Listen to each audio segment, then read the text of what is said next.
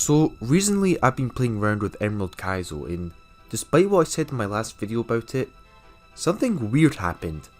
I kinda sort of changed my opinion of it a bit. Kind of. Yes, the game can become actual BS, especially mid-game where the game throws so much RNG at you that you literally have no way to play around it completely. And you're still forced to study every trainer, which is crazy, but I don't know what it is about this game, but in my best attempt so far, I kinda had fun in a weird way. In the previous video I made to Watson, then through the run, which was really unsatisfying as I had such a good start. I wanted to at least push myself with a proper run to see just how far I could get. But as I attempted over and over again, I noticed myself genuinely improving at the game. The first two gyms were way less problematic to handle, and I understand this game way more than before. I also learned a lot from the community surrounding this game, which was something I genuinely liked. Yes, Pokemon Challenges is great at this game, even though he's not the best Nuzlocker in the world, like he claims to be, because that's a pretty dumb, unprovable statement. Like, no, there is no such thing as the world's best Nuzlocker. Anyone who says that there is wrong. But people are so unaware that there are so many other Nuzlockers on YouTube and Twitch who are just as good, maybe even better. Mana is someone who I've already mentioned who has made it further than Pokemon Challenges and is quite knowledgeable about the game, that's for sure. Runenboon's also pretty good at this game. This guy DRXX on Twitch is doing a Renegade Platinum no death Nuzlocke. Permadeath, one death and he has to reset the whole game. Also, as if that wasn't crazy enough, all EVs are disabled and no setup moves at all are allowed. And there's even more restrictions put on top of that. What? How? That makes my Renegade Platinum Ding Dong lock look really tame. And of course, there's Gian 97. You know, the guy who flipping beat Emerald Kaizo, which I am still in awe at. He's also doing pretty much a Ding Dong lock of Renegade Platinum with no EVs. Basically it's what I did but even harder. There's even more great Nuzlockers out there, as people keep mentioning PC in my comments as if he's the only one out there, which he's really not. So if you want to see some mad sauce, check out all these guys. They all have Twitch or YouTube channels. Gian97 winning Emerald Kaizo is a collective effort from the community pulling together their resources to create a coherent game plan to win, which is pretty awesome to see. And while I am nowhere near close to this point, I myself have at least ascended to the next level. This attempt of mine was pretty wild, and I'll explain what happened, the plays I did, my strategies and what I would recommend for you the player. You can see this full run on my Twitch channel if you want to see everything uncut. And yes, I'ma plug it in here, come at me. I've been focusing a lot recently on the Twitch channel, and there you can see my hardcore Nuzlockes live. I've already done a load of Emerald Kaizo attempts and will continue to do more in the future. Now that I'm better at the game, I might make it even further beyond my best attempt. I'm currently doing a hardcore drayano marathon, starting with Emerald Omega and working my way all the way to Blaze Black 2. I'll even reattempt 5 Red Omega and Renegade Platinum without EVs to make it even harder, which will be something. It's also the best way to talk to me personally, as I really don't have as much time to respond to my YouTube comments anymore, so don't be afraid to ask me anything on Twitch. Yes, you heard me. Anything. So follow my Twitch channel and all that, links in the description. But for now, let's go over my best Emerald Kaizo attempt. I won't lie, the attempt was damn beautiful at points. So I started the game and I go to pick my starters. Now, every starter in this game has at least some viability to it, but most people now agree that you should pick either Torchic or Trico. I think now people are going more towards Trico. But they both have good reasons for and against picking them. If you pick Trico, for example, you already have a pretty strong grass type in your party, so for the first gym leader, you're not so reliant on encountering another good grass type as you've already got one. But if you pick Torchic, then you're going to have to get one. But with Torchic, you also have a counter for Roxanne's Lily, so it really is a lot of things to weigh up against, and you can also argue that Trico's maybe better late game because of good coverage moves, but I feel a bit more comfortable with Torchic, but it's up to you. This Torchic, it's a pretty good one. It's Jolly Nature, and it's got really good HP, attack and speed. It's just that its special attack is actual garbage and it's got 0 IVs. A lot of people, they only look at the natures, but they don't really look at the IVs, which is a big mistake, as IVs oftentimes do matter more than natures. So his Torchic is really good in everything, just apart from special attack, but it usually uses physical attacks more anyways. So what I do is, I save state before getting my starter, then I reset a few times until I get the encounters that I really want in the first few routes. I think they're really important, and with speed up, I think it's worth resetting because it takes no time to get your first few encounters again. So you might as well reset for the best encounters, as they'll really help you throughout the whole game. Also, what I decided to do for this run is I decided to just hack in rare candies from the start, and a lot more people are doing this. Also for my Twitch channel, because reality is, grinding in this game, it takes no skill, it's easy to do, and people who are watching my streams, they don't want to watch me grind. It's a waste of time, especially watching me grind like a Magikarp. It takes forever, and this game, it's not really about how well can you grind. It's about the strategies in the boss battles and how well you can build your team within the level caps. So I say just hacking rare candies just to save time and just get to the parts that matter. But it's really up to you. I know someone's going to get butthurt, but who cares. Anyways, I have my first few encounters, and these overall are really good. So the very first encounter I got in Little Root Town is the fishing rod encounter, and you can get either Goldeen or Love Disc. I would say both are fine, but Love Disc is definitely better, purely because it's fast, it's water type, and it has charm, which is really useful for certain early parts of the game. This is also good because in Petalburg Town, you can guarantee an Azurill encounter, which I just really like, and it makes your beginning strategy just more consistent, as you know you're going to get those 2 mons, so I get both of them. My Route 101 encounter is Pucciano, which is pretty decent for early game. It's bad before Gym 1, but between Gym 2 and 3, and a little bit after Gym 3, it's actually kind of solid. Intimidate is just that good, so yeah, it's pretty nice. Then I get Sunkern, and Sunkern is really good. One of the best encounters you can get before Gym 1, it's that good. It makes Roxanne and Brawley, and even Watson, so much easier.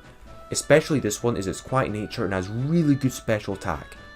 It's a good grass type that you really need if you pick Torchic, and it can put in a lot of work, especially with Mega Drain and growth and such. The next encounter is also incredibly good. In Alldale Town, I encountered Slugma, and this is probably, actually I would say, the best encounter you can get out of all the fire types. In this game, Magcargo is just phenomenal. It really is, especially early game. Magcargo got buffed, and it has incredible move pools like Will-O-Wisp, Recover, Heat Wave, Rock Slides, Ancient Power. It gets really good moves and amazing defensive typing and really good stats for how early you can get, and even mid game it retains its usefulness. It also counters so many things like Maxie's Crobat, Tabitha's Wheezing. It can wall self-destruct users. It's so good, and it really helps you out. I really recommend resetting to get a Slugma, because for me it was just that helpful. Then Sandshrew is also just a pretty solid encounter, and obviously you can guarantee the Magikarp after Petalburg. So the level cap is obviously 16, so go and easily beat the first few trainers of the game. Honestly, you should not have any trouble here, even against a Fisherman. I will say, if you're struggling to handle the Fisherman, then you're just bad at this game, and you really do need to go back to the drawing board and just reassess what you're doing. If you can't even beat the tutorial trainers easily, then you've got absolutely no hope of this game, because the difficulty curve gets steeper and steeper. Hell, the level cap is 16, so if you're struggling so much, then flipping gain some levels. It's not even that hard, just look at the docks and you can handle it easily. The trainer right before the forest, who has the Choice Banded Uproar Azurill, can hit pretty hard, but once again, have something that can take a hit. You can even charm it, and just don't risk critical hits and you'll handle it fine. Now I'd go to Petalburg Woods, and here you can get quite a lot of really good encounters.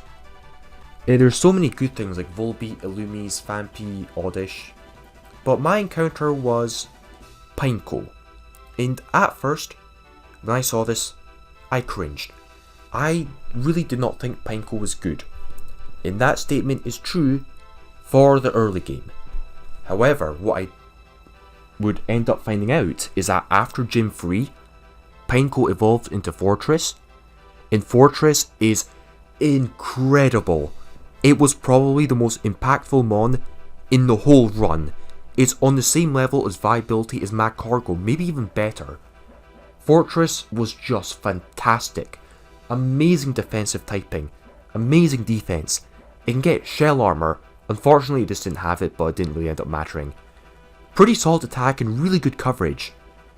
It's so good against all the cheap explosion users, and it basically walls almost every single grass type before Magma Cavern, and it's just so good. So Pinecoat is a really amazing encounter as long as you get it to evolve after Watson. So yeah, at the time I didn't think it would be that good, but man, I was wrong. So after that, go to beat the first Magma Grunt, and yeah, you should not be struggling against him. I've pretty much got the strategy nailed down for him every time, so it's really easy. Just beat the lead with a fire type, then finish off the next Coughing with ideally a water type like Love Disc. This is because after Coughing goes down, Houndour will always come in next, and that thing has Pursuit, so you do not want to take a critical hit Pursuit. You need to have a water type already in that can handle it. Then next two encounters should not be a problem at that point. You really should not be losing anyone at this point. If you do, that's kind of on you. I can understand sometimes, occasionally you might slip up or make a misplay or something, but more often than not you should be fine. Now it's time for a pretty easy boss battle, actually a really easy one, Trainer Red. It's kind of brain dead easy once you understand how to beat him. He does lead off with an EV that has Curse and Rest, so just lead off with either Marvel or Love Disc. This is why Charm is such a good move early game, because just like you might have seen in my Black 2 Challenge Mode blind playthrough when the first gym leader uses Work Up, the opponent goes to +1, but you use Charm so it goes down to -1. So basically, nothing really has happened, but your opponent is kind of went neg, so you really went plus from it, so it's really good. It's basically punishing your opponent for trying to set up. And it also manipulates the AI because it will make them keep trying to use Curse to make up for that loss, and you can just meme on it. And especially because you've got a special attacking water type, you just hit it normally anyways. So yeah, the EV should not be an issue at all. All you need is something that can handle the Pikachu. It has Surf and Electric type coverage, and it can use Thunder Wave, so you can use a grass type really. Like Sunflower, for example, could absolutely destroy it. You could even give it Cherry Berry if you want. Then there is other three mons, Fire, Water and Grass. You shouldn't have any issues with them. Like, you can use your starter and your other mons to handle them. Really not a problem. Well, this is a pretty important part now, because we are at Rustboro City and it's time to prepare for the first gym. Now, there are 3 encounters before Roxanne, and these are very important. I know there's technically 4 encounters because you can go to Rusturf Tunnel, but I usually prefer to leave Rusturf Tunnel and clearing out all those trainers on that route until after the first gym, because it's a bit of an unnecessary risk, for 1. 2, if you beat all the trainers, you can accidentally gain too much XP, putting you over the level cap, and I'm not that good at XP management, so I'd rather just be safe and avoid that. And third of all, the encounters that I've got so far in the 3 encounters that I get before Rusturf Tunnel are actually really good, and they're usually more than enough to carry you through the first gym battle. So yeah, just get the Rusturf Tunnel encounter afterwards. So first of all, I go to Rustboro City and you only get grass types there. Grass types are really good. I've already got Sunflora, so anything here should be fine. I'll say the only really bad encounters are maybe Cacnea, but I get my encounter and I get Roselia, and that is really good early game. It's not as good as Sunflora, but it's still very nice. It's basically a final form Pokemon before the first gym, and the poison typing also makes it really useful for Brawley. Natural Cure can make it really useful for Watson. It's just a really strong amount to have at this part of the game, so that's really good. I am not lacking in strong grass types anymore. The next encounter I get right above Rustboro City in the grass is Spoink, and that is probably one of the best encounters you can get in that area. Spoink is really good. especially as you can evolve it before Watson into a pretty powerful Grumpig, and even Spoink has decent stats. Against Brawley, it can definitely do some work. This one is a hasty nature, and it's got max special attack, so it's pretty fast, it's pretty strong, and it can really take a good special hit. And as you'll see for Watson, there's a way you can really abuse Grumpig. It's just really good mon, so that's very nice. The final encounter before I go into Roxanne's gym is the fishing encounter in Route 115. Now, some people choose to skip this encounter so they could potentially have a chance of getting a Beldum later on, but honestly, I prefer to just play it safe and just go for the fossil. If you use your old draw tier, you're guaranteed to get either Kabuto or Omanyte, and 50% chance if you're lucky, you can get Shell Armor, which is so good against Roxanne. I prefer Omanyte, but I get Kabuto anyways. It's got pretty low physical defense, which isn't very good, but it's still really useful, and you'll see why soon. So these are all the mons I've got for Roxanne. So clear out all the trainers in Roxanne's gym, as they're not optional, and they can be hard if you're a noob. But if you know how their teams are, if you look at the docs and you know how the AI works, you can usually more often than not find ways to easily get by them flawlessly. You just need to understand how the AI works and how to manipulate it. Like, this leading Onyx can be a bit of a threat, but I purposely sent out my cargo to manipulate the Onyx into using Dig, knowing that I just switch straight into Sunflora and just destroy it. Also, that baits out the fossil, so Sunflora can take a critical hit from it and just Mega Drain it anyways, basically giving you a really big advantage in the battle. The Baltoy also has self-destructs, and it doesn't have any ground moves, so you can just use your fossil to easily destroy it. Then Cacnea, that's really easy to handle, you just gang up on it and win. So once you have the Roxanne trainers kind of figured out, they're not too hard as long as you have ways to beat them and you know what they've got. You do kind of have to use your brain a little bit, like a puzzle, but if you do that, it should be fine. So now it's time for the Roxanne battle itself, and this is usually not so hard to do if you have the right mons.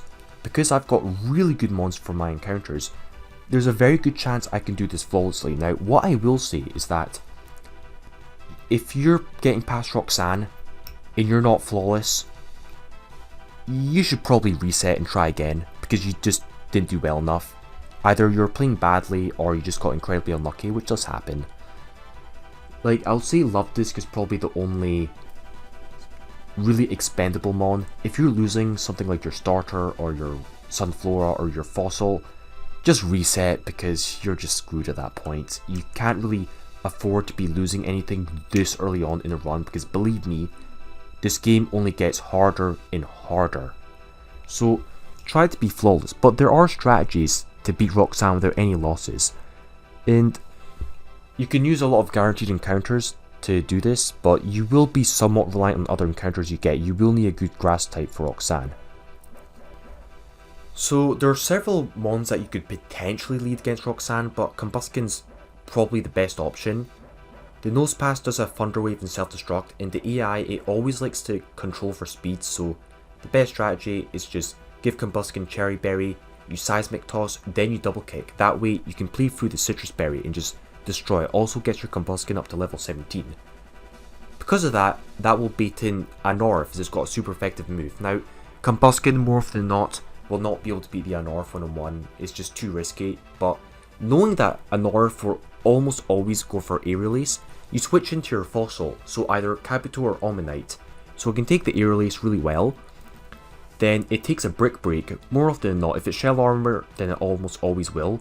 Then you can just Rock Tomb the Anorith, so then you can outspeed it next turn and just destroy it. Then that will bait in Lileep, and Lileep will almost always go for Giga Drain. So you switch back into your Combusken, so it doesn't take that much damage, and Combusken can take out the Lileep one-on-one. So you do that, and that'll make it so 2 of your Pokemon are level 17, and Roxanne has already lost half of her team, and you've only taken a bit of damage. Your fossil will be quite damaged at that point, but you probably won't need it anymore for the rest of the fight anyways.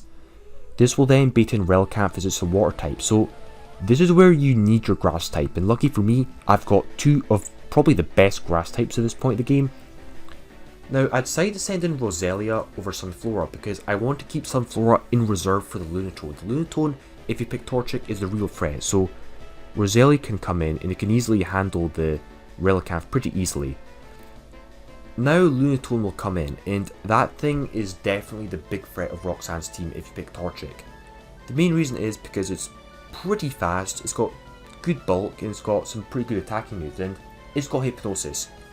Ideally, you want to give your Pokemon that are going to handle Lunatone Chesto Berries so you can play around it. Also, Hypnosis can miss, so yeah. I expect Lunatone to maybe go for Hypnosis, but it actually goes for Confusion and Roselia can take a hit. But I can just send in Sunflora and destroy it, also because Lunatone tries to go for Hypnosis and it's got Chesto Berry anyways. Sunflora can just beat it pretty easily, so that's the main threat down. And the final Shuckle can be a threat depending on what wands you have and how much health they have, but I do use Combuskin, usually it's a Seismic Toss, just deal a fixed amount of damage. Then, I mean, Charm is also another good way to handle it, purely because it negates its curse setup. But there can be some RNG with Shuckle and that can depend on your counters, but it usually comes out last, so take out the first 5 mons of Roxanne's team, then come up with a strategy to beat the final Shuckle, and if you could do that, you should be able to win the battle flawlessly. Like, you don't need to have the exact same team that I've got, as long as you've got Combuskin and a Fossil and at least one good grass type, your outcome should be similar to this. You should be able to beat Roxanne with minimal casualties. There's also other things you can do, like Loftus can use Charm and it can outspeed Lunatone and take a hit if it has to and such. There's a few ways you can go about this, but this is how I went about it in my best run. So now the level cap is raised to 20 for Brawley, so it does give you quite a bit of breathing room, and over leveling is not going to be as much of an issue. So now I clear out all the trainers before Rust Earth Tunnel, and you should not have any issue with them, because you can just over level them at this point. Then I get my encounter, and it's a Nose Pass, so it's okay. Sadly it didn't have battle armor, but it's still a pretty bulky rock type, so it can probably be a pivot for self-destruct users, I guess. So, battled the next noticeable Team Aquagrunt member, and he's slightly challenging, but not too much really. He does have a self-destruct user, so make sure you have a rock type for that, and you will over-level him, so as long as you look at the docs and have something to handle everything on his team, you should be fine. There's not too much, like, I don't really need to explain this to you that much. But now after that, it's time to go to Dewford Town, and at this point, you get access to 3 more encounters, which is really good for the second gym. You can go into Granite Cave, and you do have to fight that Team Aqua grunt, but I choose to just ignore that for now, and I do that after the second gym, because I don't want to risk it, and I don't want to get my Granite Cave encounter right now. I want to postpone that for a little bit. So I get my 3 encounters. The first one, in this part right next to Dewford Town, you're guaranteed to get a Clamperl with the Old Rod, and that is really important. Clamperl will be very good for this gym, purely because it's got pretty high defense, especially with Bold Nature, and it always has Shell Armor, and Shell Armor is so good, especially when combined with Charm, and just saying no to critical hits is incredibly useful, and it really does help you a lot. It helps you out for the gym trainers and for Brawley himself, so that's good. Then in Dewford Town you're guaranteed a fighting type encounter, and I get Magahita, which is pretty good actually, especially for Gym 3. Early game Hariyama is pretty strong, it's got decent bulk, it hits hard, and Fake Out can be really useful, so I'm quite happy with that, though Mankey would probably be better. Then right above Dewford Town you're guaranteed to get a Seal, so that's not bad. Dugong will be useful pretty soon, but not right now. So now I've got all my encounters, I go to Gym 2 and I start clearing out the trainers. Most of them are okay, really. 1 or 2 of the trainers can be a little bit challenging, but as long as you have a way to handle Wob with it, and why not, you should be fine. Azumarill will be really useful because it's pretty bulky and it has Charm. And some of these mons like Magahita and Machoke do like to set up bulk up, so what you do is you just charm them, so you keep charming them until their attack is really low. Then you could just switch to Clamperl, so they can never get critical hit, which would bypass the minus attack drop, so you can just destroy it at that point, so that's really useful. if you use that strategy alone, that will handle almost everything. Like a Mag Cargo can handle the one trainer with the Mag Beat and the L Kid. And you only need something for the final Wobbuffet. The final trainer before Brawley has a Wobbuffet, so you do need to have a counter for that, and you need to make sure that you manipulate it so Meditite comes out next. Your Wobbuffet counter takes out that Meditite, and then it's also in for the Wobbuffet. So I keep spamming Intimidate on Meditite until it's really weak, then have my Sunflora destroy it, and Sunflora can just set up Growth to one-shot the Wobbuffet. So that's pretty much everything done for Brawley. So now it's time to come up with a strategy for Brawley, and this is definitely harder than Gym 1, and it's also a lot more dependent off of your encounters. Now, a few guaranteed encounters you want to use. For example, this is a really good time to start using that Magikarp and evolve into Gyarados, purely because Intimidate is really abusable in this fight. Clamperl and Azumarill are also incredibly useful because Bulk, Charm, and Shell Armor will be really good. But I come up with a strategy that revolves around Sunflora and Roselia, and I find a way to basically abuse it to win the fight really easily, and I'll show exactly how I did it. If you have these mons, you can do it yourself. Basically, the crux of this strategy against Brawley is to have some kind of Intimidate pivot core. So Gyarados is almost always one of your Intimidators, then you need something that can resist Rock Slide, or at least not get too damaged by Rock Slide, then bait out a fighting type move.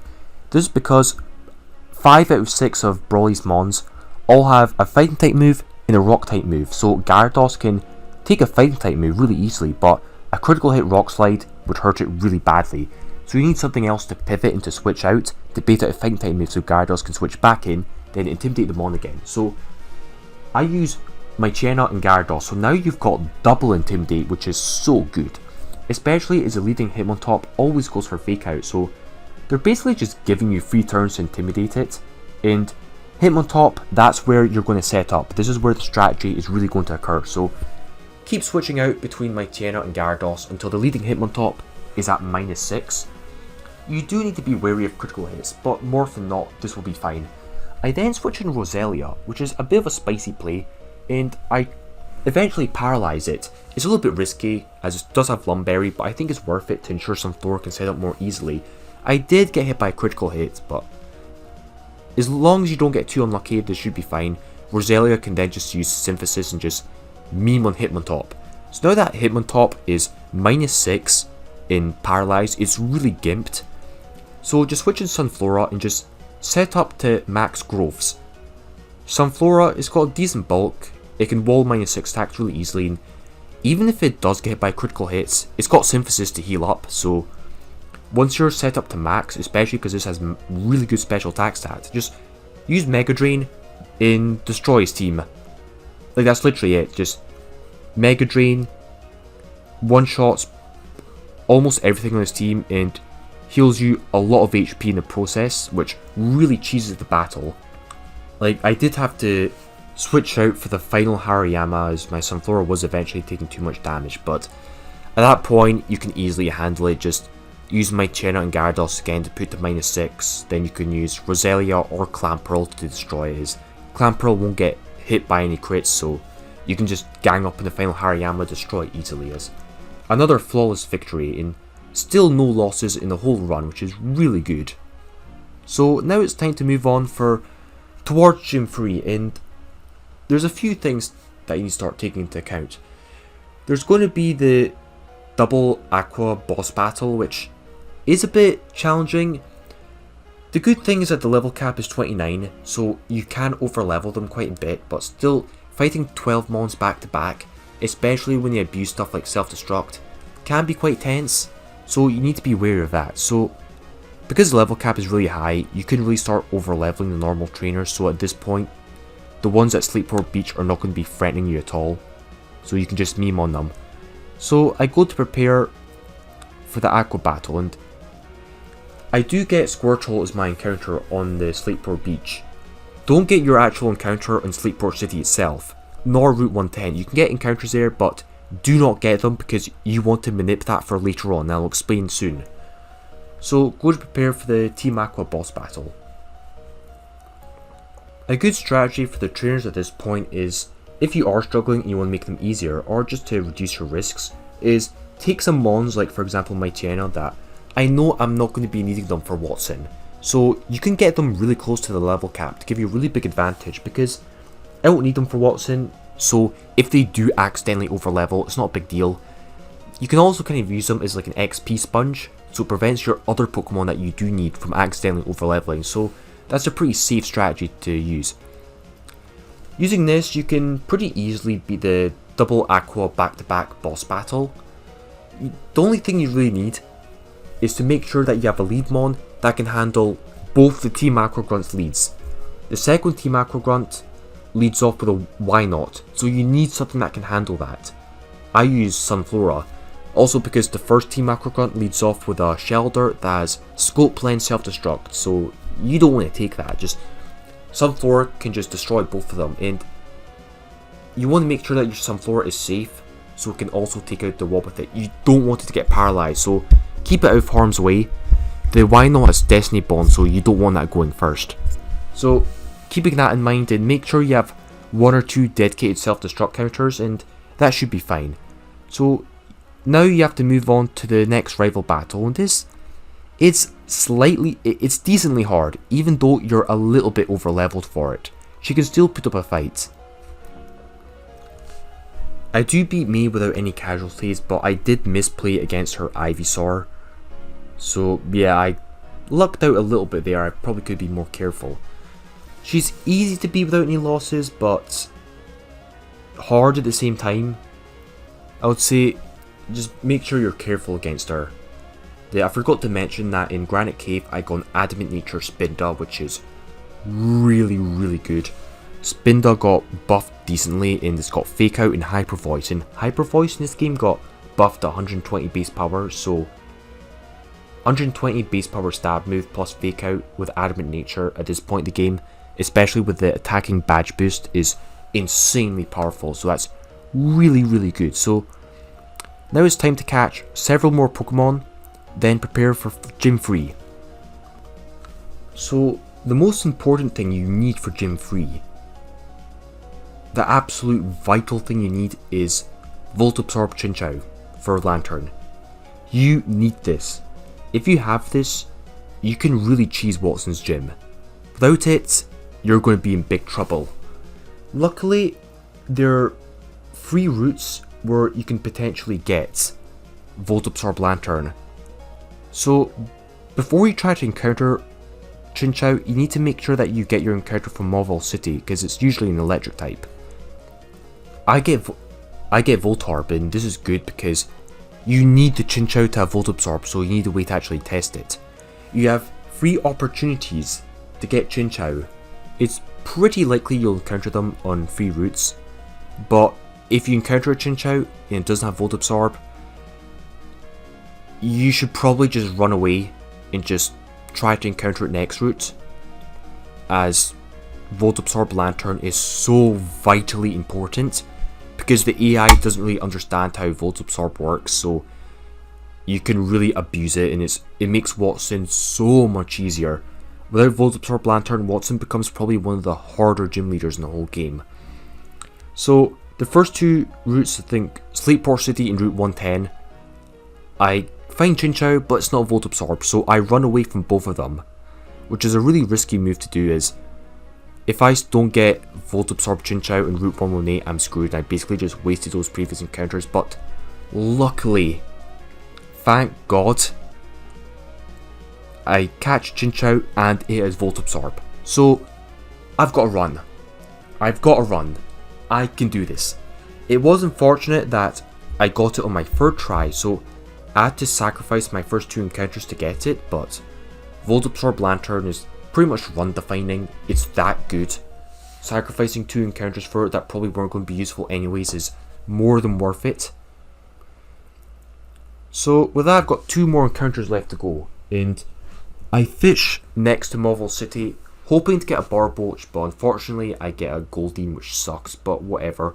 At least you can use it for dupe claws later on, so it's whatever. Then the final encounter I get is Rhyhorn, which is pretty decent actually. So now I've got all the encounters before Gym 3. It's time to go to Gym 3 and to beat Watson. So I beat all the trainers inside, and this time you really do need to have some strategy for them, as they are not to be taken lightly. This is probably where the game really starts to spike in difficulty, and where you really need to start studying all the trainers. And even then, there were one or two instances like the double battle in Watson's gym where, had I gone unlucky, I would have probably lost someone, but because my encounters are so good, I managed to get to Watson without any casualties, so that's good. So now it's Watson time, and I've got such an amazing team for him. I really do, and I've got probably the best encounters you can possibly get for him. Volt Absorb Lantern, really good Sunflora. Those two on their own will put in so much work. But I've also got Mons that can pivot with them and really just complement them really well. And I'll be showing you exactly how I utilise these against Watson to really cheese him. So I led off with Sunflora because Jolteon, well, Volt Absorb Lantern is really good. Jolteon, Lantern and Ampharos, they're the only 3 Mons on his team that Lantern isn't really that good against because Hidden Power Grass and Lantern just walls it out, but Sunflora is really good for this. Its special attack is so high that with a single growth it can 2-shot Jolteon with Giga Drain. And it's got Cherry Berry, so it doesn't get paralysed on its first try. This also makes it so Sunflora can 1-shot the Lantern with Giga Drain, and it can take an Ice Beam from Lantern as long as it's not a critical hit, but it goes for Thunder Wave anyway, so it just gets 1-shotted. Sunflora just 1-shots the first 2 Mons and is at full health. So that's really strong. Now, here's Ampharos, and this thing is quite a threat. It's probably the biggest threat on this team because it's got Fire Punch, Thunderbolt, and Hidden Power Grass, so Lantern can't really handle it. However, I anticipated this, so I prepared something just for it. Now, I knew it was going to go for Fire Punch, and I could definitely switch in my thick fat Grumpig, as I can easily just take a Fire Punch, but I need it to not get burnt, as if Grumpig gets burnt my strategy will fall apart. So predicting Fire Punch, I switch in Volt Absorb Lantern. Now I predict Hidden Power Grass, so now I go back into Grumpig. And this is where my strategy really starts to kick in. I actually got this idea from watching one of the Pokemon Challenges videos like ages ago. But as I'm faster than Ampharos, the AI will almost always try to speed control. So I use Magic Coat, which I never actually realised I could do. I can Magic Coat the Thunder Wave back onto Ampharos, so it basically just paralyzes itself, which is really good. And then I use Confuse Ray. So Ampharos's probability of attacking goes from 75% all the way down to 25%. So that really gives me a lot of breathing room against it. I can then just use that to switch in Spin Dart and just destroy it with Hyper Voice. I don't want to fake out because I don't want to risk getting paralysed, but yeah. That allows me to really cheese the Ampharos. So Watson at this point is going to be so much easier. His main threats are down. Next in is Raichu, and Sunflora can really destroy it. It takes Body Slam decently well and just yeets it with Giga Drain. It heals up a lot of HP in the process. Next is Electabuzz, and that thing is really not threatening. Volt Absorb Lantern just memes on it, as in this game the AI doesn't really know what ability you have until it's actually seen it. So every time Lantern comes in, the AI will not know that it has Volt Absorb. So it will always go for a electric type move if it's the highest damaging move it's got. And once it sees it's got Volt Absorb, it will try to do something else. But in this case against Electabuzz, it will go for a random move. So more often than not, it will use Ice Punch and Fire Punch, which Lantern can just shrug off really easily. But at this point, the rest of my team's in such good condition, it can just destroy Electabuzz. Then same with the final Manectric. I can really just manipulate it again with Lantern, get some free HP from Volt Absorb, then just predict Crunch, go into Hariyama, then just destroy it. And that is how you beat Watson without any casualties. I was really happy with this battle. It went really smoothly, and I can't believe I'm finally made it past Gym 3 without any deaths at all. I did lose, technically I lost 2 mons from those 2 field encounters, but apart from those 2 field encounters, I've got no casualties at all, which is really good. I'm really happy about that. So now it's time to move on, and this is a new personal best for me. It was really nice. So now Red 2 is next. That's the next notable boss battle, and he's okay. The level cap is raised to level 42, so it is pretty high, so you can over level a lot of the normal trainers, so that's good. Red 2 can be a bit of a threat though, but he's not too bad to handle. His leading Pikachu can be destroyed by Voltorb Lantern, and I did make some misplays, but where I really messed up was against the Snorlax, as I didn't really have that much of a counter for it once it started cursing, and I should have just switched in Hariyama straight away. Because I kind of delayed it, it wasn't able to handle Snorlax, and it got destroyed. This is the first casualty of the entire run, and I was really tilted about that, to be honest. I could have planned and played around that better. Overall, I won the battle with only 1 casualty. I do have Fortress now, which is so good. It completely walls his Venusaur, but yeah. I got really tilted over that 1 casualty, and I think it kind of got to my head a little bit. That was the mistake I made. I should have just remained calm and keep myself collected, because being tilted over losses, it can kind of throw you off for later battles, which you really want to avoid. It can kind of just snowball and make your run go wrong from there. I should have looked at the upsides, because to be honest, getting to this point in the run and having only 1 death is still really good. So I should have really looked at the upsides, but yeah. The only thing I can do is just keep on going, really. The run is still very much alive, so that's good. Unfortunately, things are starting to get more intense, as I got another casualty. I did get really bored of preparing for every single trainer battle, so here I was a little bit underprepared, and I underestimated this Flareon, as it got a critical hit and destroyed my Dugong.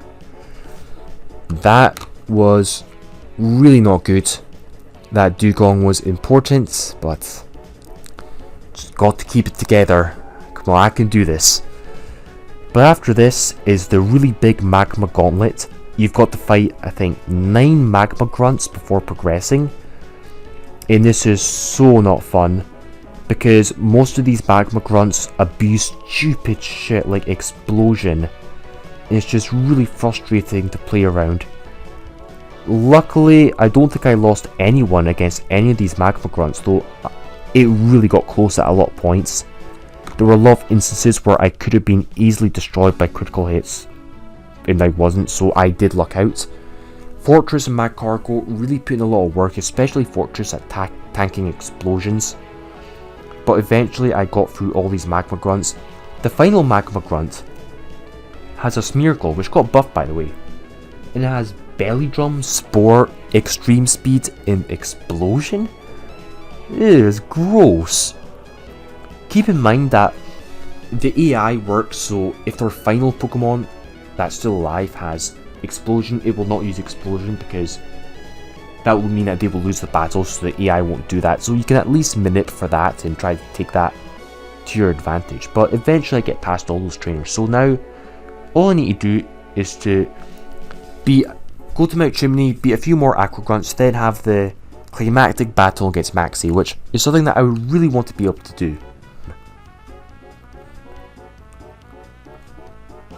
So overall, I've only lost I think 4 Pokemon, which is not the worst, but yeah, I definitely could have avoided some of those. But here's Maxie. This is probably one of the big difficulty spikes of the game. So he leads up with Registeel, and that thing has Thunder Wave and Explosion, and is a huge threat. But what my strategy is I lead off with Spin Dart and I use Superpower. I know it's not going to be able to one-shot, but I do that to purposefully bait out a Thunder Wave and Cherry Berry, so it should ideally try to go for Thunder Wave again. So using that, I can then switch in Golem. It'll be immune to Thunder Wave obviously, then just finish it off with Earthquake. So yeah, Golem takes it out without taking any damage. The reason why I lead off with Spinda and not with Golem is not only so none of my mons take any damage, but I need my Golem to be at max HP. This is because this baits in Houndoom, and I need Houndoom to go for Hidden Power Grass. If Golem is damaged from Registeel, then the AI might see the KO with Crunch and go for Crunch, and I don't want to switch Blaziken into Crunch. So I want it to switch into Hidden Power Grass so it deals less damage. So I switch in Blaziken to Hidden Power Grass, it doesn't take a lot of damage, and then at this point, Blaziken has enough HP to where it can probably survive an overheat critical hit. Is you really do want to play around critical hits. That's what separates the good players from the great ones. And I think a critical hit here would have been just enough to take out my Blaziken, but yeah, Blaziken can still take out the Houndoom, which is good. So that's probably his biggest threat down. Clay Dolls here, and Fortress can just wall it really well. Explosion critical hit would have actually taken me out. If I had Shell Armor, that wouldn't be an issue, but yeah, Fortress is really good for this. Now, Alakazam is next, and that thing is a big pain. Not a lot can reliably wall it, really not. But I use Persian as it's kind of sackable. I don't need it too much, and it can outspeed it. So I switch in Persian, and it takes a critical hit. So Persian is going down no matter what. That was annoying. It did have a calm nature, meaning that yeah, the nature allowed it to take the critical hit, so at least there's that. At least Persian can land the double edge, and it does get the high roll one shot, so Persian goes down, but at least it served its purpose. Then Dusclops is next, and that thing can be a bit annoying, but at least my Cargo can burn it, then use Recover to heal itself up, as I do need my Cargo for its Crobat. Eventually I try to chip down the Dusclops, and eventually I get it down. Now, here I did something incredibly stupid, and I kicked myself so much. You have seen me do stupid playthroughs in Nuzlockes, but this is probably one of the worst ones. I was speeding up the game, and my Twitch dialog box was kind of blocking the bottom part of the screen, so I couldn't really see how much HP Fortress had left, so I kind of forgot. For some stupid reason, I assumed Fortress still had a good amount of HP left, so for some stupid reason, I accidentally switched Fortress into a Seismic Toss? What? What was I thinking? I mean, not only was I being stupid, I literally misclicked and clicked the wrong button. That does happen, but yeah, I basically threw away my best Pokemon for nothing. So, that just happened, and I was so pissed about this. At least the battle's basically won, as my Cargo is one of the very few counters for the Crobat, so it just destroys it. So, I beat Maxie with 2 losses, and one of them was a complete fluke. So overall, my Flawless Maxie strategy is actually really good. I only got unlucky with a Persian, but that's basically it. It's like, yeah, the Fortress death, that was kind of just, that was my own fault. My strategy is still worked out perfectly, and then more often than not, with these mons, you can beat Maxie flawlessly, so that is something to keep in mind. But at least I've beaten Maxie, and I've still got a good amount of mons on my PC, so I'm still doing pretty well. But honestly, losing Fortress, that's when the run starts to fall apart, because without that, I really don't have any good counters for Explosion, and I was so tilted that really threw me off guard, and it really just pissed me off. In this is where the run ended. The next battle, the Team Magma double battle afterwards in Jagged Pass, it's basically just Explosion shenanigans, and not only was there bad RNG, and I was kind of just tired and tilted, and I didn't have Fortress, so I couldn't really counter the strategy that much. I was screwed. The reason why is because the Donphan has Choice Banded Earthquake, and I've literally got nothing left in my PC that can reliably tank it, so I was basically screwed, and I wiped. I also got a little bit unlucky, but yeah, I wiped. I still have a lot of mods left on my PC now, and I like... I don't know how to feel about this run. Like, yes, I got the godly encounters, and I did do really well. Like, my strategy for Maxi did genuinely work.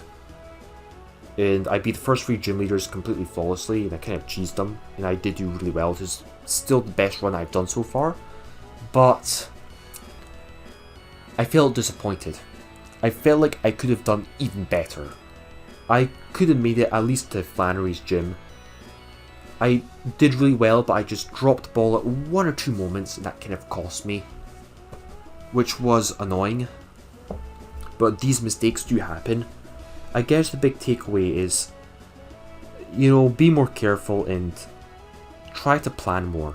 And also, don't let losses get to your head, because that's when you start doubting yourself and you start doing a lot worse. But yeah, that's pretty much the run over. But I've gotten so much better at this than before, and I feel like with enough patience I can get even further than before. So yeah, it was a good learning experience, and it was genuinely fun getting a personal best, and it was so tense, but getting those flawless victories felt so rewarding at the same time. So that pretty much concludes the video. Right now on Twitch I am going to be doing some drayano extra hardcore nuzlockes. I'm currently doing Fire Red Omega extra hardcore without EV, so all EV values are disabled, so that's going to be kind of crazy. I'm going to be playing the rest of the drayano ROM hacks on Twitch, so I might be making videos about those on YouTube in the future, but yeah. That's pretty much the video over, so thank you all for watching. I will see you all next time. This is Ding Dong, signing out.